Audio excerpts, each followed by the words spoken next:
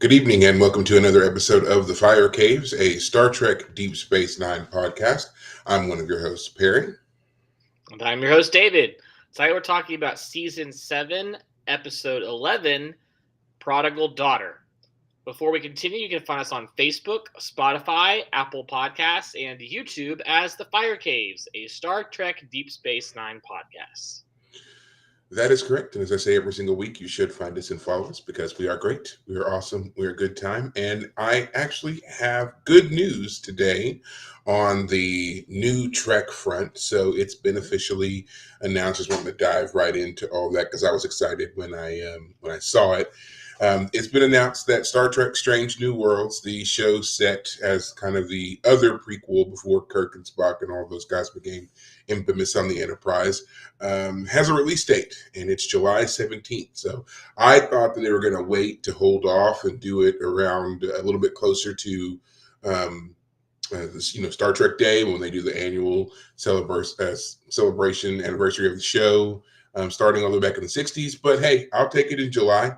That doesn't mean that they won't save Starfleet Academy, that show, for a release date around that time. There has not been any updates yet as to when that show will be released. So who knows? Maybe they'll do one in July, then another one in September to keep up with all the fanfare and stuff that's going on. Right. Now, this will be season 3 of Strange New Worlds. It's only slated to have 10 episodes. So, that's just our new norm. So just be prepared for that. And that's another reason why I think that they might save the Starfleet Academy show for later, because if you track it out with the July release date, by the time they get to September, that show will more than likely have completed its run. If not, if it hasn't, it'll be really, really close. So to keep up the fanfare and everything else, would be a perfect time to announce another show. In more of a bad news area, Star Trek Prodigy is officially leaving Netflix. You can watch all of season 1. You can watch the whole show now currently on Netflix. But as of May 14th, I think it said, May 14th, season 1 will go away.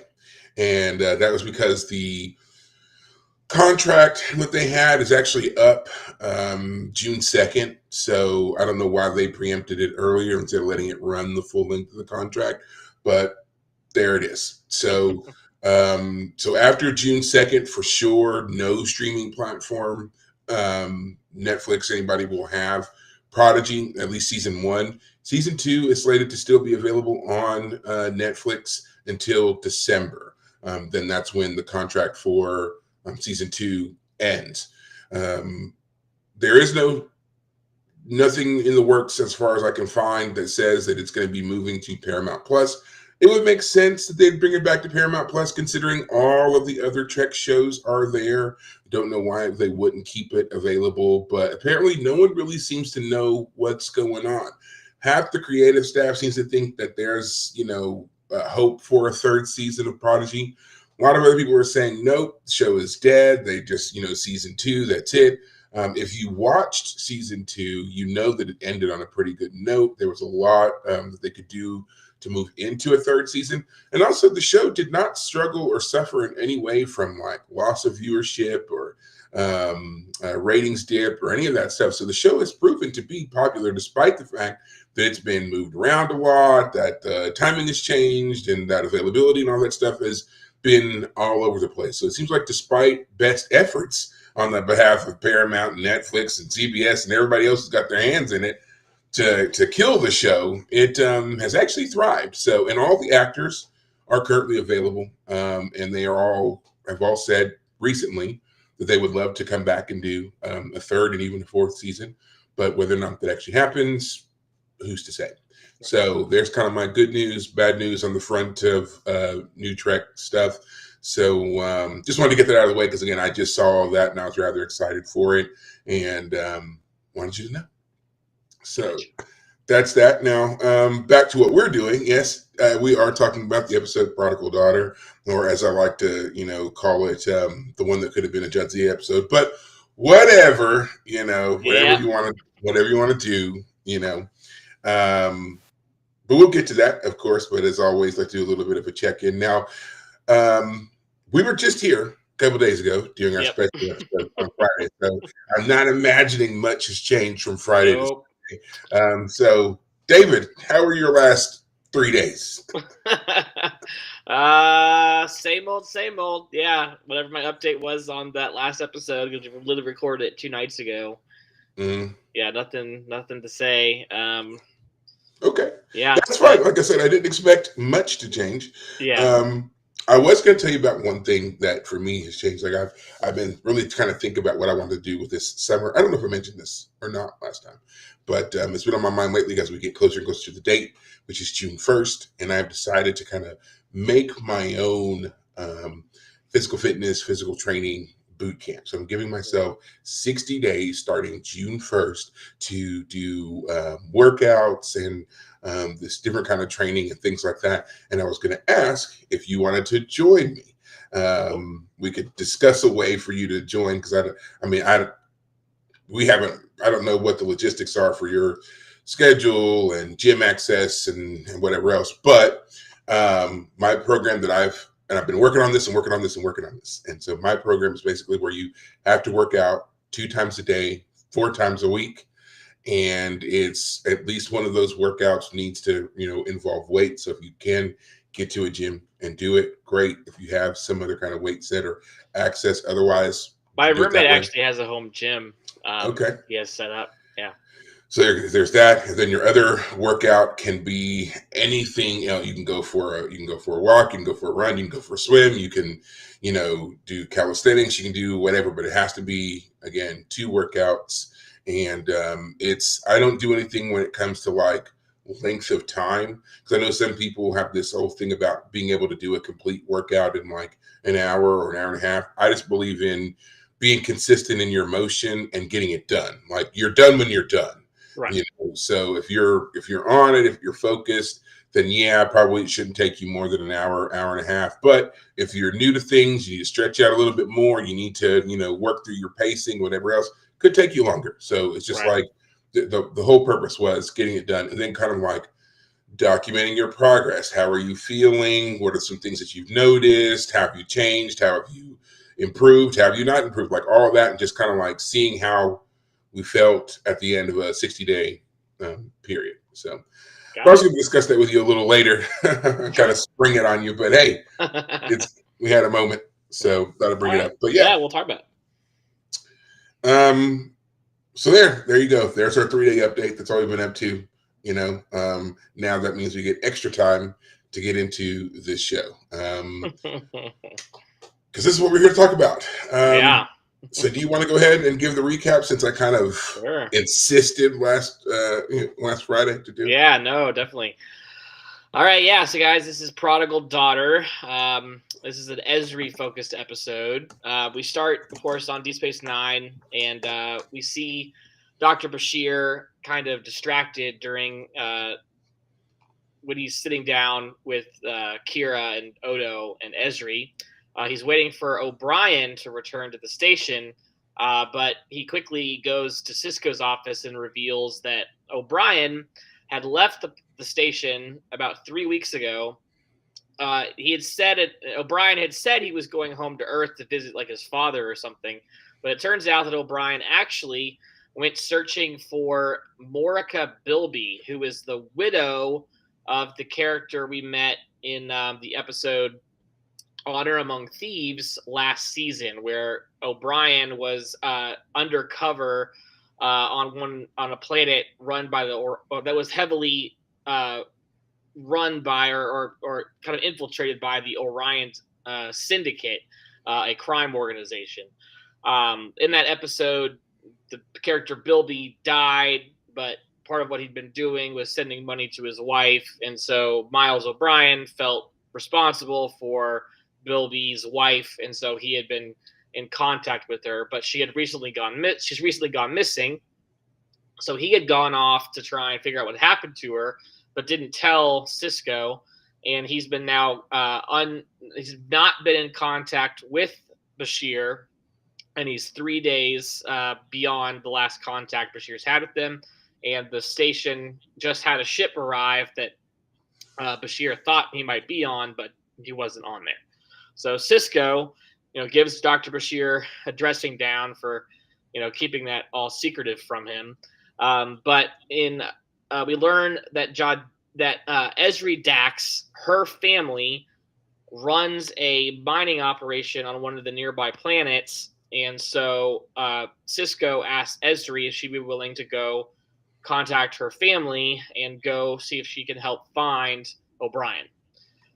So Ezri agrees, but it turns out that she hasn't been home for like 3 years, and it's been 6 months since she even spoke with her mother, which is around the same time that she got the Dax symbiote, and she was having, personality identity crises, calling herself Curzon, and so she's very uncomfortable around her mother because her mother runs this business, and so going home is not going to be something that's pleasant for her, but she agrees to do it to go help find O'Brien. She goes home. We meet her mother, Giannis, and her brothers, Norvo and Janelle. Janelle seems to be the oldest one, and he is now kind of running the business on behalf of his mother. Like, his mother is still in charge, of course, but like he's now more in charge of the day-to-day operations. While meanwhile, Norvo runs the books. However, Norvo is basically a failed artist of some sort. It turns out he had applied to go to some fancy art school, but had been rejected. And now every time any of his art is brought up, he is super critical of it, insinuates that he never really was that good. Everything he does was just a distraction. It's very clear that he's kind of a tortured artist in that sense, though he puts a smile on everything. Ezri tries to encourage him, even suggests, that he needs to get away from the family and maybe come join her on Deep Space Nine. But, he can't seem to reconcile his position in the family as their bookkeeper with his artistic desires. And so overnight, he gets drunk and destroys all of his own art that first night that Ezri's home. Now, Ezri does have her mom, Giannis, contact the local authorities who are able to find O'Brien. He's kind of beat up, but it turns out he had found the body of Morica Bilby. She seems to have been killed about 6 weeks ago, and he's pretty torn up about it. But seeing as how he can't prove that the Orion Syndicate is responsible, he basically agrees that he'll return to Deep Space Nine with Ezri, because technically Ezri is his superior officer. While he is with the Dax, with Ezri's family, Ezri is a Dax, but her family are the Tegans. While they're there, turns out that there's something going wrong with one of the mining drills.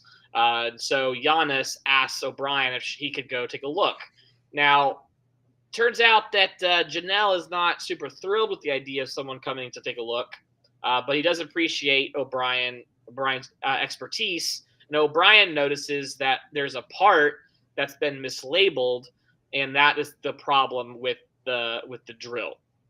A strange man comes up, a Fushida, if I said that correctly, and it's pretty obvious that he's part of the Orion Syndicate. He's talking in kind of obscure ways about, I'm here to make business with the family. But the way Janelle is responding, we realize that, this guy is something else. And when O'Brien leaves, he says, look, this problem with Morica Bilby dying and O'Brien being here is creating problems for us. We need him gone. So Janelle goes to O'Brien shortly thereafter and is like, you guys need to get going. But O'Brien is kind of, he's got his, antenna up. And so he decides that he wants to do a little snooping. He's surprised that Morica is dead, because the Orion Syndicate is supposed to take care of their people and their family members in order to ensure loyalty. So he wants to take a look at what's going on with this weird character who seems to be part of the Orion Syndicate. Why is he seemingly intimidating the Tegans? It seems he was the one responsible for the problem with the drill. And so he asks Ezri if she knows a way for them to look into the company's records. Well, of course, we know that Norvo has the books, and so they look at his books and they find out that Morica Bilby was on the payroll of the company, and at the time of her death, she had been getting increasingly larger amounts of money. She'd been starting at kind of a lower salary, but increasingly higher. And it's not clear what she actually did, but she was on the company's payroll. And then 6 weeks ago, when she got the most recent pay upgrade, is the day before she was found dead, or when O'Brien believes she was killed. Ezri tells O'Brien, like, don't do anything rash. I'm going to confront my family about this myself. And she goes and she confronts Janelle in front of their mother. Their mother is like, I would have nothing to do with the Orion Syndicate. But Janelle is like, well, look, we were in a tough spot pretty recently and we needed cash, and they came to us and offered us the cash we needed to continue the business, and in return they had us put Morica Bilby on the payroll to keep her, satisfied and happy. He says that he did not call for her death, but the way that Norvo responds to this conversation causes something to flip in Ezri's mind, and she confronts Norvo, and Norvo admits that he's the one who killed Morica. He's the one who, of course, ran the books, so he knew that her demands about being paid more and more money were becoming a problem. We've seen that he is capable of lashing out in violence, and it turns out that in that moment when he was confronting her, that he kind of lost it and decided that she was something that he could take care of if he did something about it now. He could prove to his mother, prove to the family that he was the one willing to do the hard work, the hard job that the others wouldn't. Of course, he is arrested, and we find out shortly afterward that he was condemned to 30 years in prison. Of course, O'Brien is sympathetic, but also not entirely sympathetic to Norvo. Thinks that he got it off a little bit, cheap, frankly. And Ezri is also torn up about it. Before Ezri left home, her mother asked her, "Is this my fault? Am I responsible for the breakdown of the family? The fact that her son became a murderer?" And Ezri didn't say anything. She left the room without responding, kind of tactfully saying, yes, you are somewhat responsible. I think that pretty much covers it. Yeah, pretty much sums it up for the episode, which, just is what we need. Again, as I like to say all the time, episode's 30 years old. Go watch it, come back, enjoy us as we break it down, of course.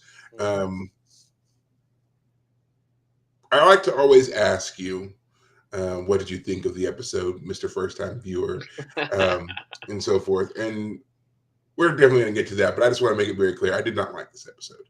So what did you think?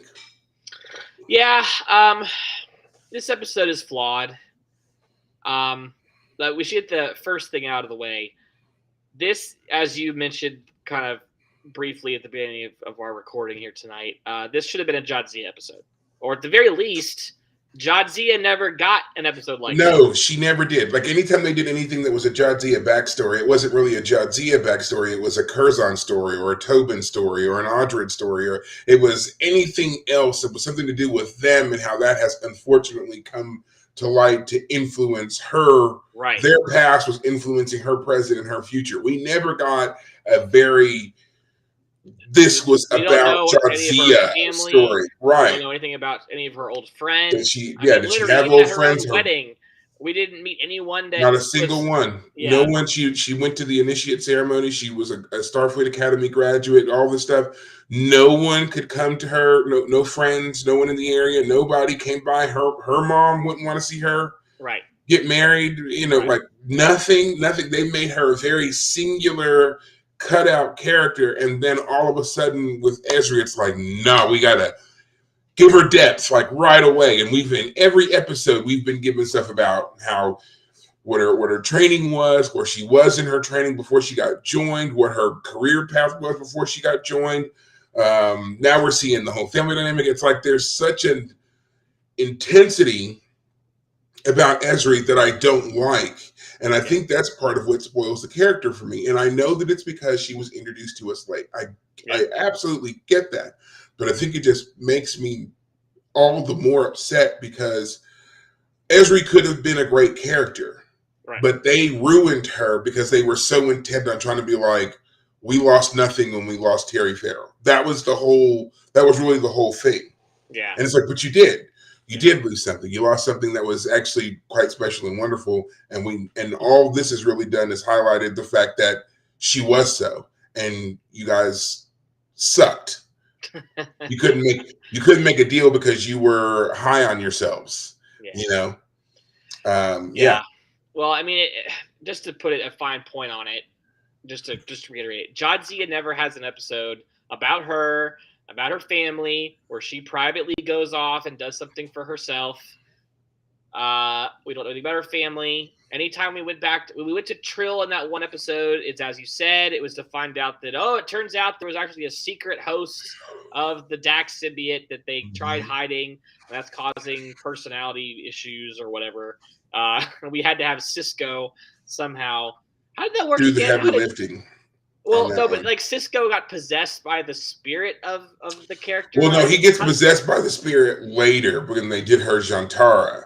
But before the Jantara, she had to go back to Trill because something was wrong with her and it was throwing her off. She was having those vision flashes, and it turned out that the missing symbiont personality was resurfacing. Right. And even though he'd only been joined for what they say, 3 or 4 months, it was enough to leave obviously a very lasting and damaging impression on the symbiont, so much so that later on, again, during the Jantara, Cisco inhabited that personality and they locked him away right away. He didn't even, there was no gonna let him walk around and see what he does. It's like, no, we're gonna do this in the brig, raise the shields right now, just go ahead.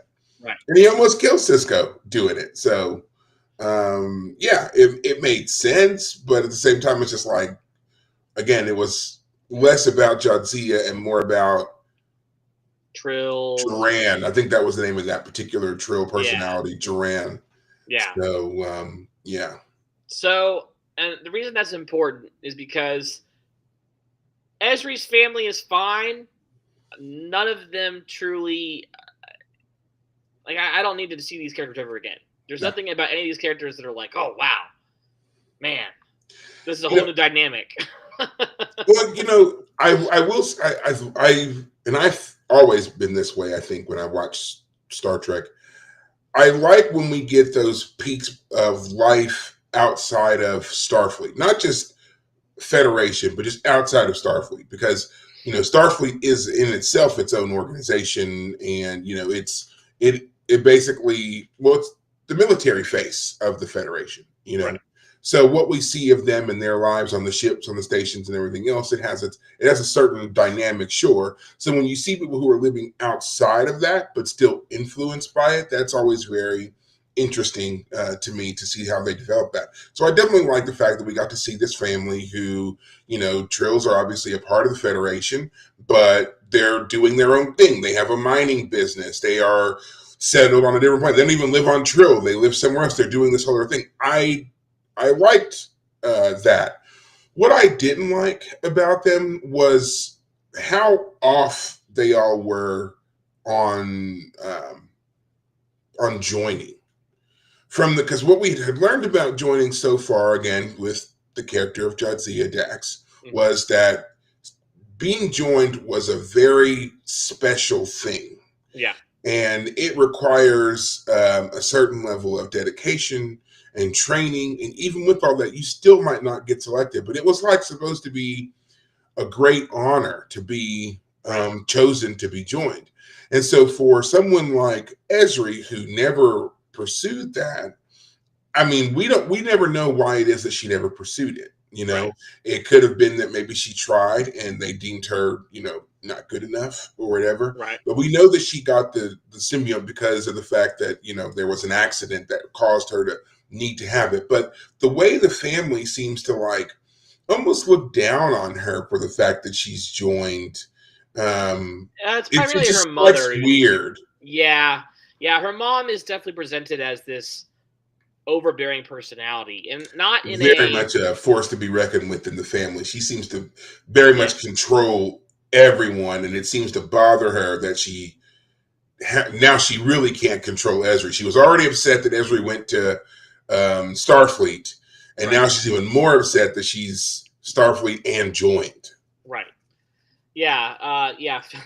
If Loxana Troy is the loud, rambunctious, overbearing mother, Miss Tegan is not quite as loud about it, but she's definitely got that biting criticism that apparently is a problem. It causes Ezri to not want to be around her mother, to not only avoid going home, but to avoid even contacting her. And it's caused her brother to kind of go crazy. I want to mention, though, that finding out that the brother had gone crazy was a little bit of a shock. He I felt like it was on killed the a nose. person. I felt like it was on the nose. I was in watching the episode, and again, I will take with a huge grain of salt the fact that I've seen these episodes a few times before. Sure. But in watching it this time, as I've said, I have not watched season 7 in quite a while. But I feel like all the signs were there. He was moody. He was distant. He was drinking a lot. He had no sense of any kind of direction. Everything about him seemed to be so, just like a afterthought to something else. And at the end, when they're all batting around who possibly could have done this thing, and he gives that smile when Ezri asks him, and it's clearly it was him. I was like, I knew it was him the moment that they said that Marika Bilby was on the payroll and had died under mysterious circumstances or whatever. I was like, someone in the family killed her. And then in watching that brother, I was like, it's him. The other brother, yes, he's arrogant. Yes, he kind of comes up as a little bit of an ass, but everything he's doing is trying to do right by his mom. The other one is very much of the, I don't care about her. I'm doing this so reluctantly. It just stood out to me that it was him. And then when he gave that smile, that creepy, from cheekbone to cheekbone smile that he does, I was like, man, yeah. I mean, you look creepy as hell. It was obvious to me. Well, I guess I'll put it this way then. I don't think Kevin Rom, who played the brother here, Norvo,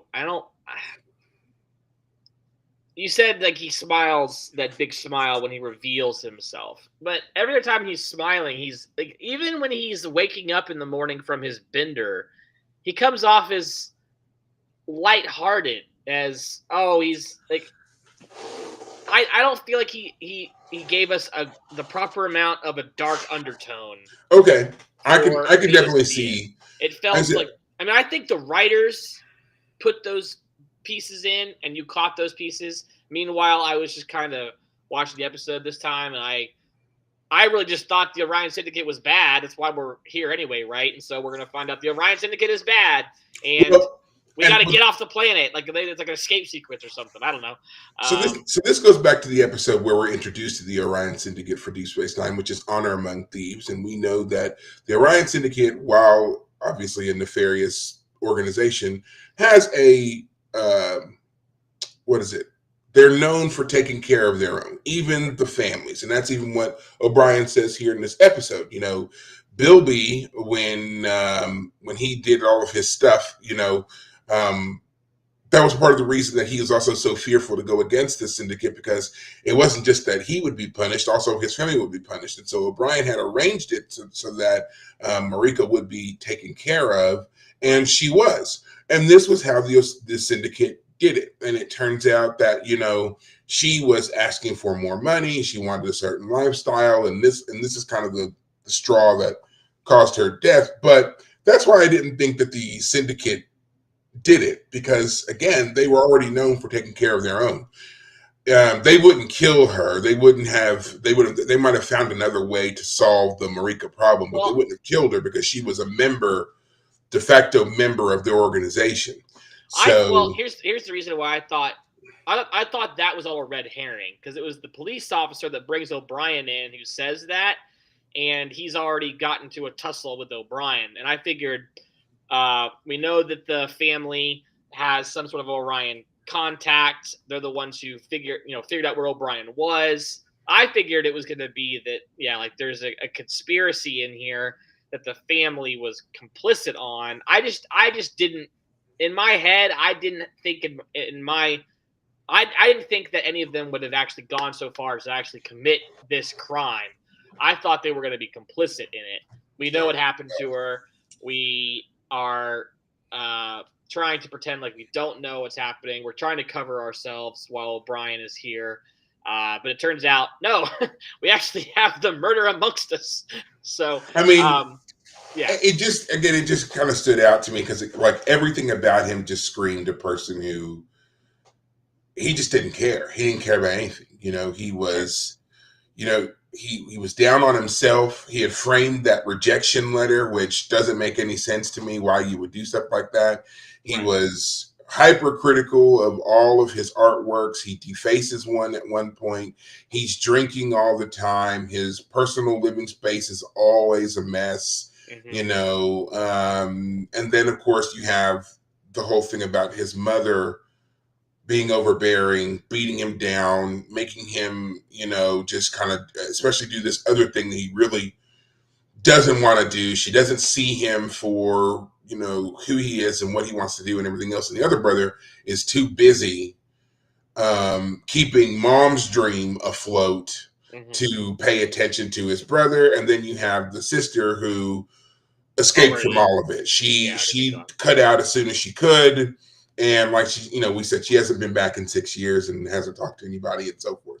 So, I mean, to me, it was like all the trappings are there. All the stuff is there that points to this one being the one who does the dark thing. And it's honestly, it's also a bit of a cliche that when you have a family of 3 or 4 children and you've got at least 2 of them that are high performing, here's the one that's obviously going to be the one that takes over the business when mom goes down. Here's the other one who has completely checked out but has made a name for themselves elsewhere. There's always this other one that doesn't seem somewhere broken. Yeah. In between those 2 options. Right. And everybody's like, oh, you don't do things because, like, you got one parent who's like, you don't do things because you're a dreamer, and a dreamer is code for weak for the other one. You're weak, you're less than, you're whatever. And so to prove themselves, they often do something that is so over the line that there's no way to walk it back. And that was exactly what he was set up to be here. Right. I also have to say I did not like this episode because all of our other main cast characters, they're not even really back seats to this. They're just they're non-existent. They're not even in a position to really observe this story. It takes place removed from the station. It's in a far-flung area. Even Chief O'Brien, who's there, he's tangential at best. He sprinkles in just enough to help move the story along a little bit, like he's reviewing the Tegan's books and sees that Marika Bilby was on the books. So now that introduces the tie to the family, because before he mentioned that, we had none. We had no reason to think that this family was in any way involved with her.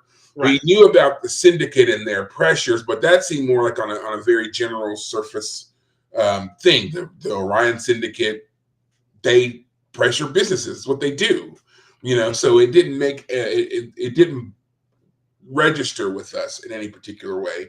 But then they made that connection a little bit deeper with the implication of Marika's death being tied to them in a very direct manner.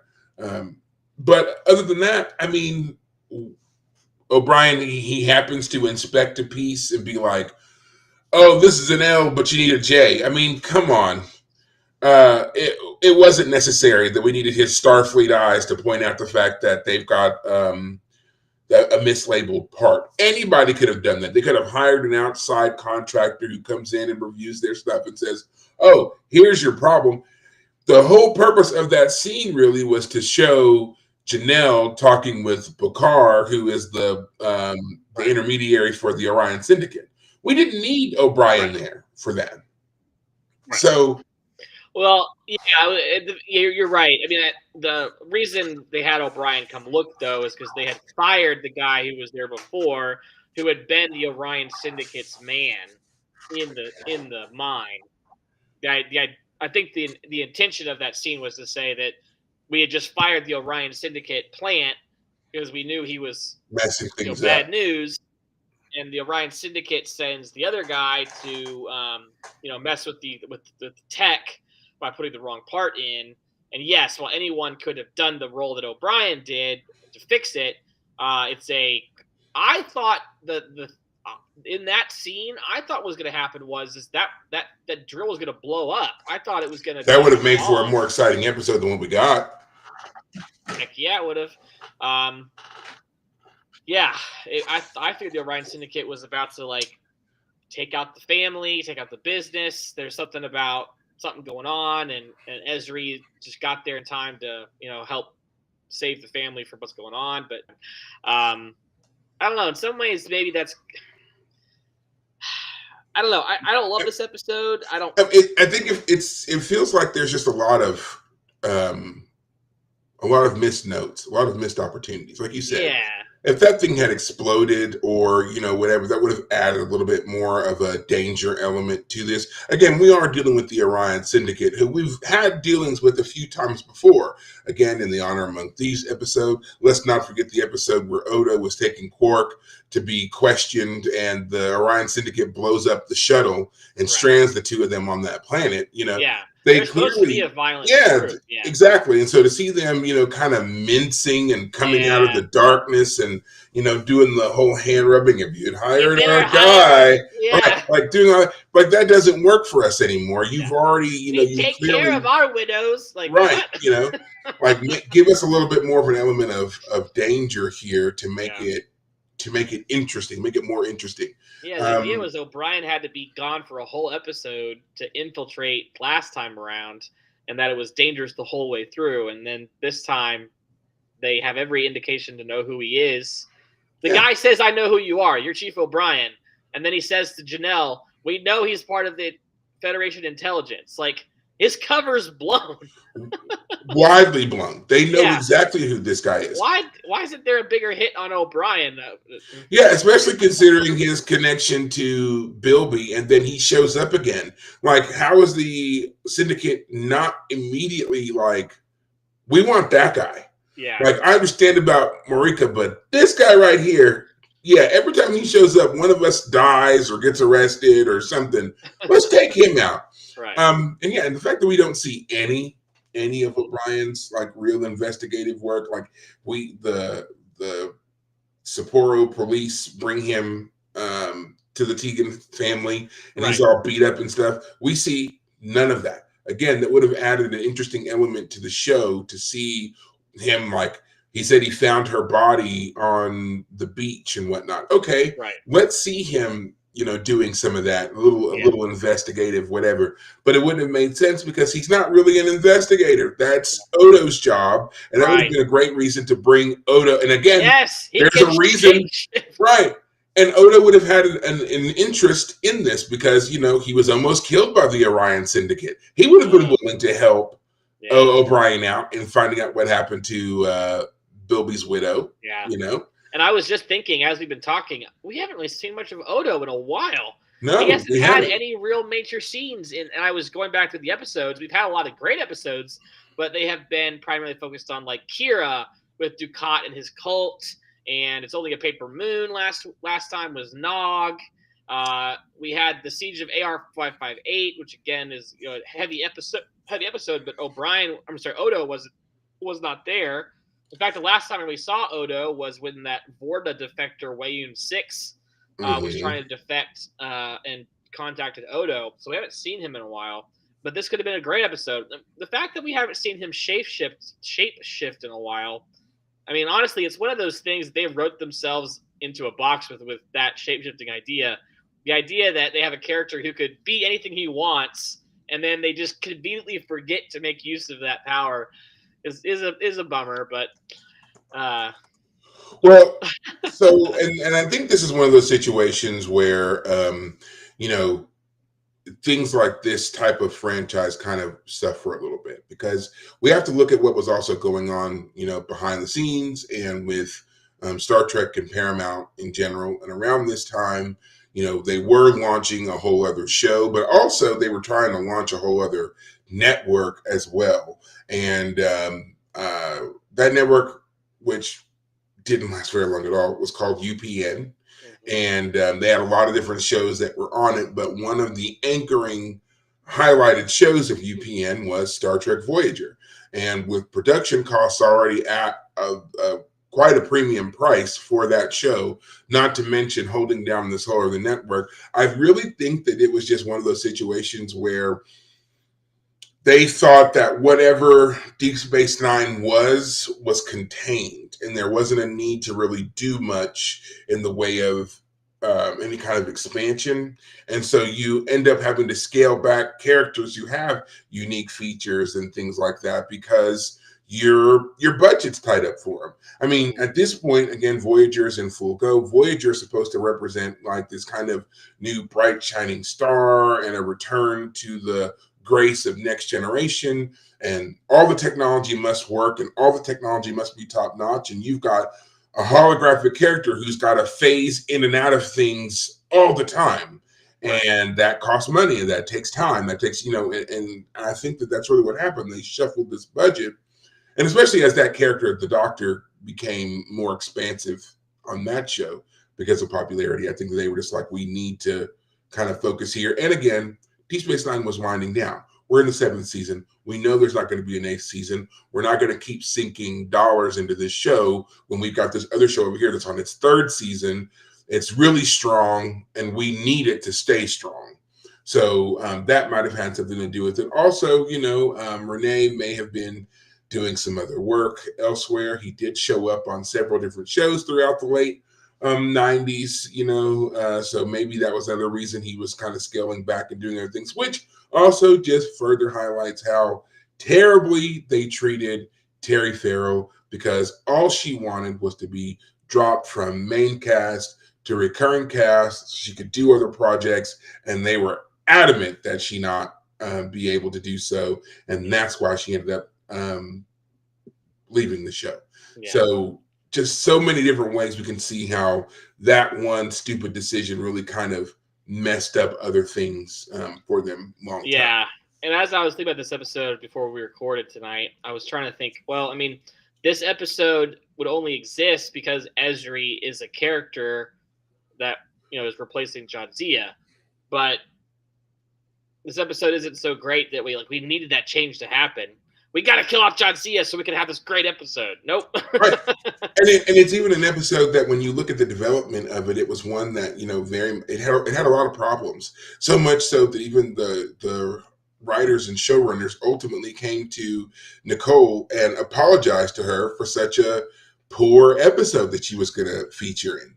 It wasn't developed well. Originally, the premise for for episode 11 of this season was actually supposed to be a Cisco episode, kind of a Cisco time travel thing. Old Cisco has to talk to young Cisco to help him figure out a path to take, you know. Oh, okay. And ultimately they dropped that because they felt like there were too many moving parts and they didn't have enough time to totally develop it. Then they kind of kicked around this idea of returning to using the syndicate to some degree, but didn't really know how they wanted to do that. And then it was, well, we really need to do some more things with Ezri. What can we do? And it was like, we already have a pretty solid Orion Syndicate idea. We kind of have this other thing with Ezri over here. Let's mash them together. And there just wasn't enough time to really measure it out, hit the right plot points, and give it the the due that it deserved. And this is why we get this thing that is, it's one of those episodes that ranks them. You know, they say every season Deep Space Nine has an episode that is the lowest rated. No one likes. We know Move Along Home is one of them. Prodigal Daughter is the one for season 7. So we're That's gonna all have uphill from here. well, in theory, we'll have to do a rewatch where we pull up all the terrible episodes and just watch them all and decide which one is the worst. Season by season. I will pull a Norvo on someone if I have to watch Move Along Home again. You're going to smile like a maniac in your living room? Okay. No, I'm just going to destroy all my favorite artworks. So, I mean, obviously we've talked a lot about like the misses of this episode, but what were some hits? What were some successes, would you say, that that stand out to you? Something that you thought, oh, that was a nice move, or oh, that was clever, or I kind of like that scene. Was there anything like that stood out to you in this one? Well, I guess there are two things that I think of. First off, the mom character, whose name is Giannis. I think there was some potential there to make that character interesting. She's both a combination of male and female. You know, she's a woman running a big corporation, you know, that was supposed to be the 5th largest mining, but now it's been bumped down to the 6th. And yet all of her criticisms of her children come off as very, you know, that overbearing mother type. So she like combines the problems of an overbearing mother and an overbearing father. You know, my children are going to take over my business from me mentality. So she could have been an interesting character, but in the same way that that character would have been interesting, it was also so cliched that it also just, I think it's probably why it didn't work. I mean, the last scene where she's like, "Is this my fault that I caused this?" Like, it's not entirely fair to say, like, yeah, 100% all your fault. I mean, because, I mean, literally her son did the killing. But, okay, yes, yeah, you did something to your son to cause him to, you know, have a mental breakdown. So, yes, but, so I guess what I'm trying to say is, like, I this episode, I think, could have worked better. I think the Norvo, so Kevin Rom as Norvo, I was trying to think as I was, how do I explain better how I think his acting was flawed. When he wakes up in the morning from having his drunken, I've destroyed all my artwork, he wakes up clear-eyed. He doesn't come off as like having a hangover or bitter or like, oh my gosh, I can't believe I did that. He just seems like normal. Like we could have had a darker moment there. We could have had something. Let me put it this way: we didn't really have a ton of Giannis really berating Norvo directly. We got some side stuff, like during the final confrontation when she's yelling at Janelle. It's like, you did this, and you know, Norvo tries to step in, and she like turns to him and says, "This is none of your business," then turns back around. Like, that's an example of where we could have had, like, maybe that's the moment where instead of turning around and yelling at Janelle, she should have turned around and yelled at him of like, "You just stay out of this," you know, something could have been more direct there from her character. I feel like this episode was something that was not fully baked. This episode is not fully baked. Yeah. However, the other thing that I did think about while I was watching it is, I think part of the reason I like Ezri Dax, I like the actress who plays her, is you know, this is the episode where we meet her family, and so you know, I am the eldest of 3 kids. The 2 oldest are boys, me and my brother, then my sister. And so the gender breakdown fits perfectly with Ezri's little breakdown here. And so Ezri was just doing more to remind me of my own sister in this episode, simply because she is the one who is moved away from the family right now. She currently lives in a different state. I did for a time, but no, she's the one who's been doing that for a longer period of time. Successful in her own way, but she's also the sympathetic one. The one who would fit very easily. Like if my sister had to play this part, she's not an actress per se, but she did some stuff in high school. But she could probably play Ezri Dax to some level, or at the very least, she reminds me. Ezri reminds me of my sister a little bit. This episode gave me a chance to think about that. So, yeah, but that's why really you all look I have so to say. favorably upon that character. Pardon? So maybe that's why you look so favorably upon this character. Yeah, maybe. I mean, I'm not saying, like, don't get me wrong. My sister is not the klutz that Ezri comes off as. Is this? Oh, woe is me. I'm just cute and lovable, but No, kind of. You know what it is that annoys me? Is another thing about Ezri that annoys me. It's something that she did in this episode too, and it was very brief, and it was right at the beginning, and it was when they were sitting in the bar, and she's talking with Odo, and Odo was telling her about how she's got a shipment of gah that's come in. Right. Yes. And she had been, and it was something that Jadzia had ordered for Martok's birthday. And it was like something, what did they say? 51. 51 different varieties of Goth, which we didn't know Goth had that many varieties. And then she proceeds to talk about them. And with the mention of each one, she becomes increasingly disgusted. Yeah. Now, the reason this annoyed me is because, once again, this is something that was an aspect of Jadzia that Ezri is shitting on, basically. I can't think of another way to describe it. Say what you want about Jadzia and maybe adapting too much to other cultures or whatever it is, but the fact is, this was something that she was doing because she was a married woman into this house, and she was trying to honor both her friend and head of household with this obvious, well-meaning gift. And for Ezri to be like, ugh, it's so disgusting. I can't even, whatever. It's just like, even if it's something that you like, how about you honor the fact that the person who came before you had gone through this thing to do this for someone else? No one's asking you to be in love with Gok or whatever, but don't crap on the gift and the culture and the exchange for what it was. I don't like that the way they try to distinguish her from Jadzia is that she is disgusted by everything Klingon. Like, there's even a scene where when we're first introduced to Ezri, where she orders a Raktajino, right?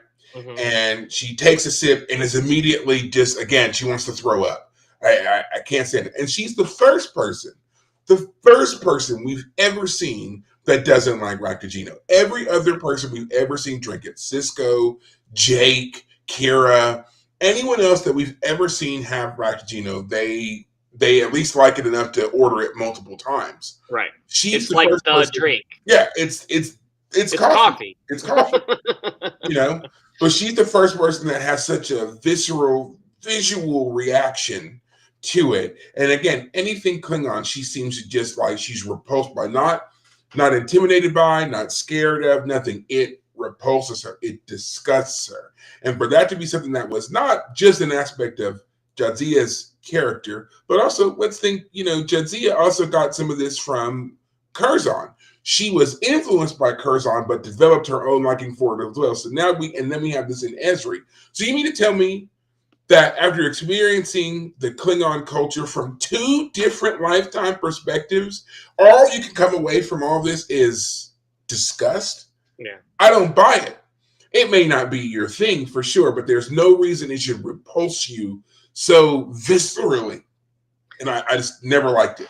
Yeah, it's interesting you bring that up, because the Dax, or the Trill symbiote idea, is something that the show has attempted to explore, but in some ways has failed to do so a few times.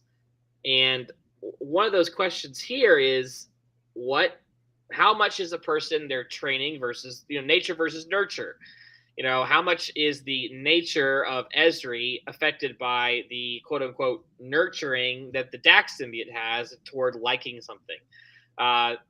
What this seems to present by her not liking things like Raktajino or Ga is that the Ezri personality, because she is, of course, the host, she might have memories of liking something, but she physically does not like those things. It's a fun But idea.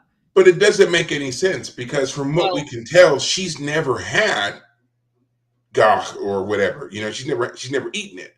well, So you're if what I all the memories she has of it are fond memories, yes, she's just imagining things and turning her nose up.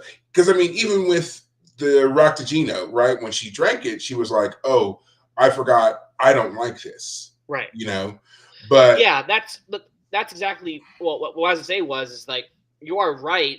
If everything we know about Jadzia is contradicted by Ezri, then that's just a flat choice. There's not like any gradation. There's yeah, not like I don't yeah, like Ga, but I like Raktajino. Or there's no I used to not like Ga, but now I have found that I have memories of liking it, and so I'm the Ezri personality is trying to maybe reconcile her right. feelings to Adapt that. some of it a little bit. We don't Right, see any of that. It's almost like, again, like I said, it's any time that anything Klingon is brought up, she is just repulsed by it. She doesn't have right, anything to do with it. And again, it doesn't make sense. It would make more sense if it was something that, like, again, Esri being, Esri Tegan had no experience with, and as a young officer just coming out of, Starfleet Academy, Starfleet training, and so forth, you're hesitant, you're new to things, you're trying to figure yourself out. But then suddenly you're landed with 8 or 9 lifetimes worth of memories and experience. The last two heavily favored this particular culture, and you're trying to reconcile some of that. To me, I think it would lead to at least a little bit of experimentation. right. I never had this, but this is something that both Curzon and Jadzia enjoy. There may be something to this. Let me, at least try a little bit. That way you can then have a frame of reference. Okay, yes, Curzon loved this. Esri or Jadzia loved this. Doesn't really work for me, Right. but I can still exist off the fond memories they have for it. She actually verbalizes negative aspects of the memories that she shares from these people that were all positive experiences. Right. And that's what I don't like. That's like me, like if somehow I was able to share a fond memory of yours, like, I don't know, the first time you ever, I don't know, ate ice cream, and it was the glorious experience of chocolate ice cream the first time, and I'm just like, ugh, can't believe, like, chocolate. Why? Why? There's no need for that. It might not be my thing, but there's no need for me to crap all over your personal favorite, whatever. Yeah, I mean, again, I will push back a little bit though, because I feel like the idea there is supposed to be that, like, if Esri before didn't like Ga or Raktajino, and now she has memories of liking it, and she is trying to reconcile herself to that by trying it again, and finds that she still doesn't like it, that'd be one thing. But you Yes. are right that she doesn't go with the Raktajino. She doesn't go sip, sip, sip, sip, sip, sip. I still don't like it. She goes sip. Right. It's almost to the point where it's almost like she barely sips it. She brings it to her nose and smells it. And it's like, oh, right. There's no exploration of her. Like, let me put it this way, because we know that Jadzia was a Dax, but she's already been joined for however long by the time we meet her.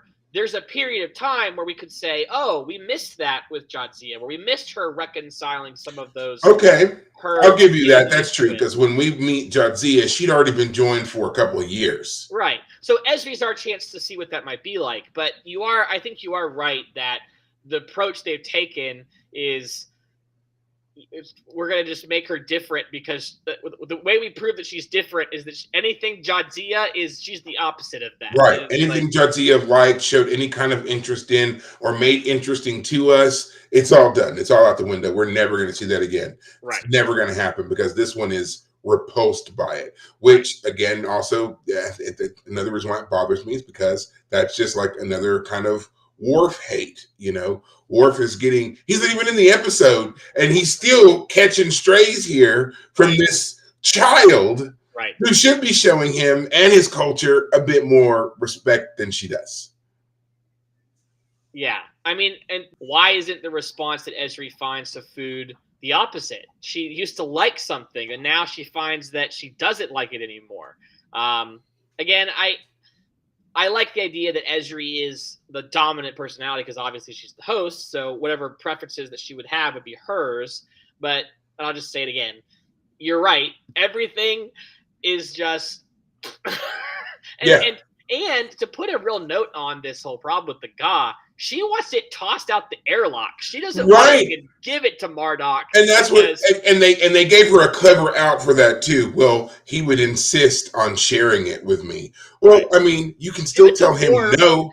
Hey, give it to Worf. Right. How hard would that be? Hey, you didn't know this, but Jadzia ordered this for Martok for his birthday. Give this to him. Worf would have found a way to make that work and not include you because Worf's already made it very clear he doesn't want to include you in anything anyway. Right. So honor the relationship he had with his wife and the relationship his wife clearly had with her previous family. That's right freaking there. And give them the gift. To me, that would be a nice little send-off for them, a private thing that Worf and Martok could share in honor of Jadzia. I don't think Worf showed up this whole episode. He doesn't. He does not show up at all in this episode. Worf and Quark are not in this episode. Now, even though they were in Quarks, that's right. Huh. Yeah. Keep going. I don't know why Quark doesn't show up. But just to finish my first thought, that would have been a nice way for her to honor the memory of Jadzia and to give Worf something and be nice and show there's a level of respect between them rather than Worf barely being present for anything. And she always kind of, again, craps on his culture. I don't like it. Right. Well, and here's the other thing too. This is the other, I love theorizing like this. What if she had decided to man up and give it to Martok, and she even have to even say, I unfortunately am not someone who personally enjoys this. Jadzia did, and so in honor of her and your relationship, this is a gift that she wanted you to have. And I am pleased to be able to do that on her behalf as the current host. I know her memories. She could have reminisced. They could have had a sit down. A quick moment. Because they were family by that point. And I know absolutely would have been super uncomfortable. But that could have been a bonding moment with Worf as well. Hey, Worf, this is a gift I need to give. That's what I'm saying.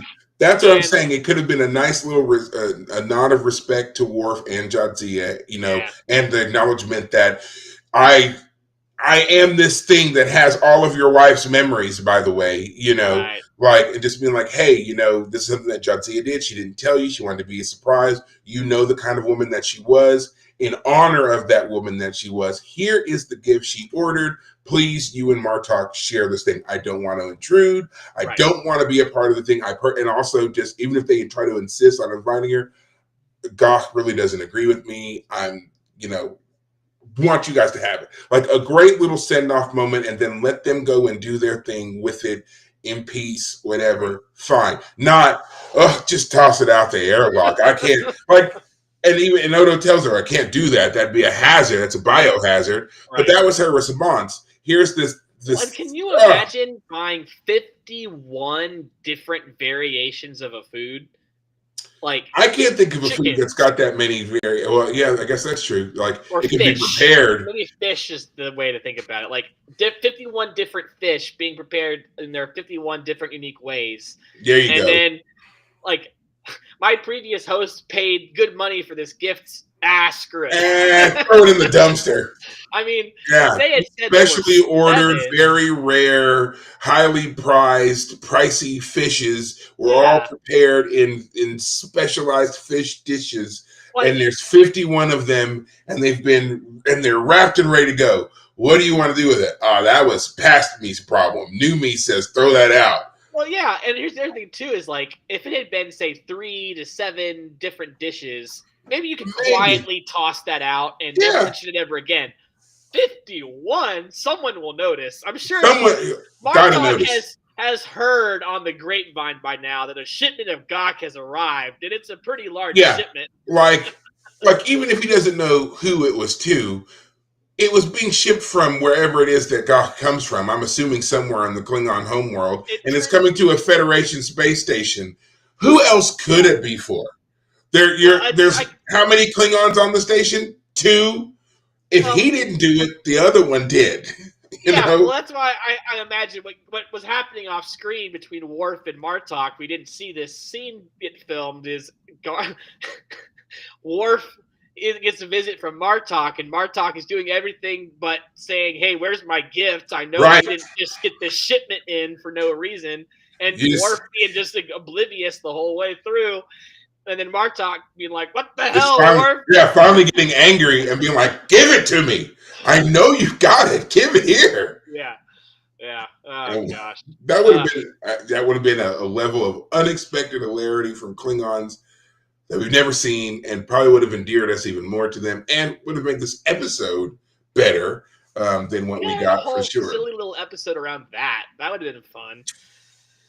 Well, Star Trek wasn't about doing silly episodes back then. And to finish up the point, this was also when Worf would have been involved in principal filming for Star Trek Insurrection. So he would not have been. You talk about next week. Yes, next week we will be doing an After Dark special on the movie Star Trek Insurrection. So mark your calendars, go watch the movie, and be ready to discuss it with us. We'll take your questions, comments, and stuff as we always do. So yeah, now you know what we're doing next week. Okay. Cool beans. So, speaking of next week, I am looking forward to seeing the new Mission Impossible movie coming out this week. It comes out, The Final Reckoning is the title. It's supposed to be, I guess, Tom Cruise's final Mission Impossible entry. I don't know what that means for him. Real quick, how many Mission Impossible movies are there? This will be 8. This is 8. Number 8. Okay, I thought there were 6, but that's fine. And you know what? While 8 is a solid number, don't get me wrong, I could see him coming back and doing at least 2 more. Yeah, honestly. So that he has a 10. Yeah, if the character doesn't die, I mean, Jeremy Renner was the character that they introduced that seemed to be a plausible replacement, but then his character has dropped off and he doesn't show up anymore. I don't think Jeremy Renner quite had the charisma to fill the role that Tom Cruise would have had, but if they could find someone to play a Tom Cruise style, mentor, mentee, he's coming in, following in Tom Cruise's footsteps as a character and as an actor, and then Tom Cruise shows up to cameo, that would be fine. I don't know if they're going to do anything with that, but I don't know. I mean, 8, and like I said, 8 is a solid number to go out on. Tom Cruise is what, 60 something, yeah. 61, 62 years old. I mean, despite the fact that the guy keeps himself in incredible shape, as we all know, the guy's got one of the most hellacious workout routines to date. He loves to do his own stunts. Mm-hmm. You can use the phrase as positive or negative. Adrenaline junkie gets thrown around a lot with the guy with the stuff that he does. But it typically turns out to be worth it. The guy's, his special effects are second to none. Yeah. Despite a couple of questionable entries in the franchise, most movies are solid. There's only one entry, which is number 2, which is kind of like but it's actually crazy because he actually seems to get more daring with every role he's done. Yeah. The first movie, the most daring part is when he does the dangling down in the vault, which is a great scene. Great scene. The second one doesn't really have anything quite like that. It does have him hanging down, but that seems more, it doesn't seem quite as realistic in the second film. And then in the third one is when they finally start giving him more and more to do. And it's the fourth one when he starts climbing the Burj Khalifa. That seems to be the one where it's like, okay, every time we do one, we're going to have him do something. He's got to do something crazy. He's got to do something. Yeah. Yeah. It's just crazy to me when I think about the fact that these movies came out, like they started in, what was the first one? 93? Something like that. And just watching the progression of technology and development, not from the standpoint of what went into making the movie, but the progression of technology that's featured in the movie. Mm-hmm. Like the first movie, the giant IBM computers and the DOS screens and the heavily clackety keyboards, all of that. And then we move into flat screens and parabolic screens and rollout keyboards and touch screens and I really like stuff like that, and that's what I've been enjoying on, because I've been trying to do a rewatch of all of the Mission. Yeah, movies. okay, you have. I plan on doing a rewatch. Yeah. So and I realized there's a lot of them that I haven't seen. Like, so I obviously have seen the first one, seen the second one, seen the third one, fourth, fifth, sixth. I don't know. I'll have to like turn them on and see if anything, triggers the memory. But I don't remember those. And then when the seventh one came out, I remember having the thought, let me do a rewatch before watching that one. And clearly I didn't do it because I never saw it. And now they're on the eighth one. I'm like, I'm way behind. So I'm actually looking forward to being able to like really kind of get into them and see how the story has also developed. I'll give anything a shot when you can show me that it's got that long of a storyline and seeing how it all fits together. Well, that's why it's so great, because in the trailer for this recent one, they have one of the guy in charge of the IMF in the first movie, the one who's chased Tom Cruise, his Ethan Hunt character around. He returns for the seventh movie. He's going to be in the eighth one. The knife that the guy had during the vault scene, that the guy who's holding the rope, he has a certain type of knife. In the trailer, they show him holding that same knife. They seem to be like, you have to know the whole series to like get all, like, I think there was even a glimpse of like in the third movie they're chasing a bioweapon or something called the Rabbit's Foot. It's they don't really even tell you what it is, but like there's a glimpse of that at one point. So this movie seems to be like everything you've worked for is come down to this moment. So it's like pay the audience off for watching the films. I love it.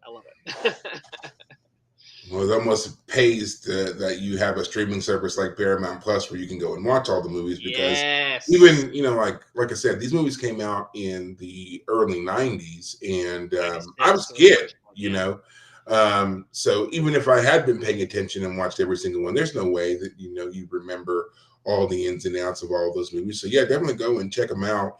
They're worth it to do. And it almost seems like this is kind of the new era that we're entering into with movies, is that we're kind of returning to these I guess I'd call them legacy stories, movies that had 3 or 4 entries, and then we kind of dropped off for a little bit, and then we returned to them. Indiana Jones is another one. Clearly Star Wars is in that category as well, with always kind of dipping back into that well and slowly but surely progressing the story along. I'm interested. I'm eager. I'll see it. Will I have watched all of the movies by the time the 8th one comes out, and so therefore I'd be ready to go and see it in theater? Right. I don't know. I can give it a shot, but there's a lot to do between now and then, and not a lot of time to do all the things. So So when is the release date for the 8th movie?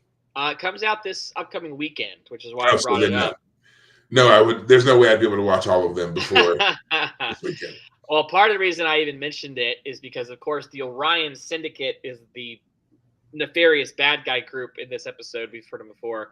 But in films 5 and 6, the Syndicate is the villainous organization that they're having to deal with. And as Vincent points out in the comments, Vanessa Kirby's character is the daughter of the character Janice from the first film. That's the woman who is trying to buy the knock list off of Ethan Hunt. I love the fact that they've put little Easter eggs in, tying all the movies together now.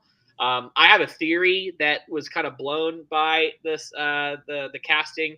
Up through Jeremy Renner's time, they added 1 new permanent cast member for every film, but then Jeremy Renner dropped out for, I think it was number 6.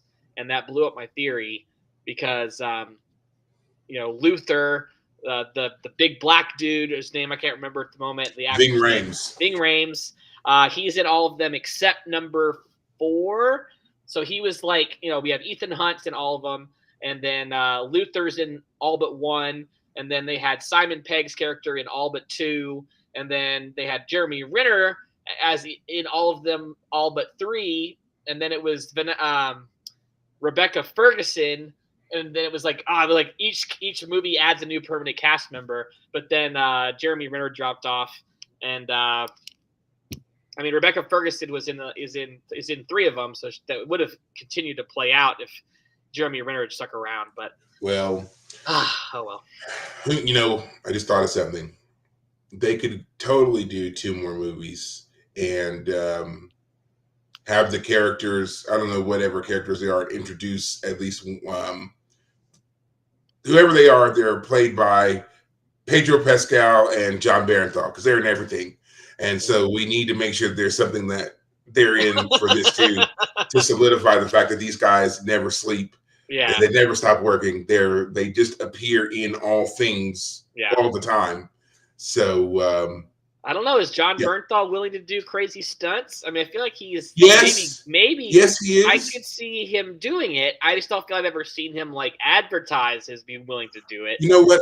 They need to do a 9th movie, and it's whatever character Barenthal plays teamed up against whatever character it was that Henry Cavill played. Oh, and yeah. We watched 2 of them just beat the hell out of each other. Henry Cavill's villain was pretty good. I think he's dead. They pretty clearly No. No one dies. Yeah. We all know no one dies. Bring him back. He's part cyborg. I don't care. Bring him back and make him fight and watch. And I just want to see Barenthal do his Punisher Berserker mode and watch those 2 go at it. So why not? Why not? We're here. It's the 9th movie. No one's going to tell you not to do it. There you go. Right. Yeah. So. Well, all right, guys. Now we've talked about everything from Star Trek to Mission Impossible. I think that's going to really do it for us on this episode. A little longer than normal, but not too bad.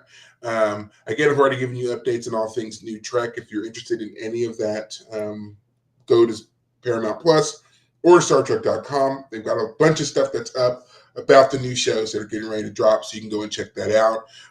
There was one last little interesting thing that I saw. Apparently, if you've been attempting to order anything that has like Star Trek memorabilia, costuming, any of that, all that has been put on hold from ordering, whether you're ordering it from Amazon, from the Star Trek shop, any of it has been put on hold. And that's for officially licensed stuff. And it has something to do with the tariffs and where they're sourcing materials from. So if you're looking for any of that, there is more information on that. It's on the StarTrek.com website. Go and check that out. All I can tell you is that basically things have stopped. They don't know when they're going to resume on stuff. But there's greater details in there, like if you already ordered something, if you already paid for it, when to expect it, or how to process for a refund, things of that nature. So go check that out if you need to. It's up right now, so hopefully you're not in that situation, and whatever you've ordered, you're going to get. But it seems like for a lot of people, you might not. You might need to be signing up for a refund. So that's it. That's all we got for you. Real quick to answer your question, Last of Us. I watched season 1. It was great. Have not seen any of season 2. I've heard nothing but negative things about season 2, so I don't know if I'm going to watch it. I might wait until all the episodes are out and then watch it. So we'll see. Yeah. I never played the games, but I knew the plot of the games. I knew the twist of the games, so I had no draw to watch the show because I felt like I already knew what the plot was going to be. Yeah. And then I heard things about season 1 that I wasn't interested in.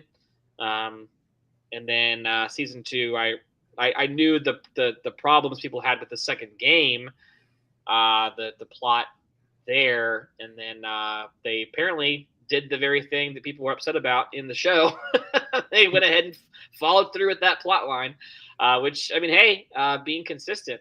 But I haven't watched it. Have no interest. I'd also say I mean, you and I, Perry, we watched some of The Walking Dead together when we were coworkers. Mm-hmm. I mean, I just got kind of burnt out with Walking Dead. So another show about zombies. I honestly did too. I never finished The Walking Dead. It's still going. Yeah, it's still going. Is now the original The Walking Dead is still going, or is it one of the many spin-offs? They've split off. They have like 5 different spin-off shows or something. Because that's what I've heard is that there's like 3 or 4 different Walking Dead shows. I don't know which one follows what or how they overlap. I never figured all that out. I stopped watching The Walking Dead after when they were living in the prison long term. When that all fell apart, that's when I tuned down on the show. So I don't know what happened after that. Yeah, there was like that whole season after the prison where like they're trying to find a new place and they end up in that one little town. But like, I don't know. Watching. Yeah, I really don't know. So I don't know if I'll ever have any interest in going back and watching it. I do like things that run for a long time. So maybe when it's all said and done, maybe I'll go back and do so. But I mean, you're right. There's a level of fatigue I get with certain things when you're watching them and there never really seems to be enough that really moves your story forward. You're kind of stuck in an area. I don't know if that's going to happen with The Last of Us. I also was one of those people who I knew about the game. I never played the game. I watched a few things where they were kind of like going into the story of the game. But I didn't do enough to, when I then watched season 1, that anything that I had seen of the game ruined the show for me. I thought that season 1 was a very strong start. Didn't agree with everything that they did in the season, but I thought overall, pretty cohesive story that they told. I was interested to see where they were moving with season 2. But then what I heard about season 2 so far has been nothing but a colossal letdown for people who are diehard fans. None of them really seem to like it at all. So I'm holding out. I'm going to wait for all of it to be released. Then I may try to watch it. But you know what I say? I have a rule of 3. And if the first 3 episodes are terrible, I'm not going to watch any more than that. So we'll see what happens. Yeah. I've heard things, so I'm curious. Yeah, that's all I've heard is I've just heard stuff, and everything I've heard has been negative. Which is funny to me because it's like all I hear is negative stuff, but then I see these reviews, these rave reviews and commercials and stuff, and it's like the best show everyone's not watching, or stellar performance from Bella Ramsey, or Pedro Pascal's at the top of his game, and I'm just like, yeah. Are you sure? Him and John Bernthal need to figure it out. What are you doing? You're in everything. Yeah, I'm just going to say this one thing, and if you know what it is or figure out what it is, you can tell me. But I'm going to be a dad. I'm going to be a dad. Okay, David, I didn't even know you were dating someone. No, not me. Oh!